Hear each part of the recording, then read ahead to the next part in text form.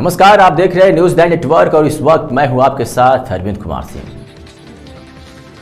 पूर्णिया में अब पेट्रोल और डीजल के टैंक लॉरी से भी शराब की तस्करी हो रही है। इस बात का खुलासा तब हुआ जब एक्साइज विभाग की टीम ने गुरुवार को दालकोड़ा चेक पोस्ट पर छापामारी की।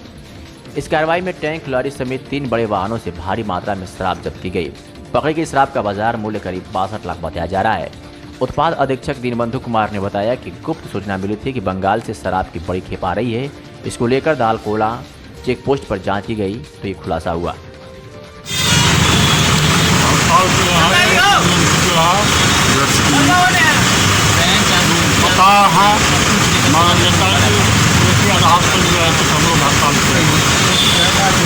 किस कारण से हड़ताल किए हैं?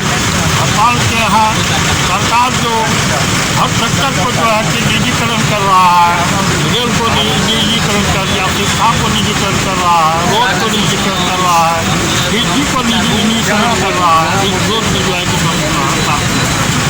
क्या नाम है आपका? हमारा नाम है कमलेश रामदेव यादव, कमलेश पार्टी माले, प्रखंड अध्यक्ष। कहाँ से आ रहे हैं आप लोग? कौन सी लेके आ रहे हैं? कितना देर से फंसा हुआ है आप लोग? 2 घंटा से फंसे हुए हैं, नहीं जाने दे रहा है। क्या कर रहा है? कहाँ है पेशेंट आपका? दिखाइए दिखाइए।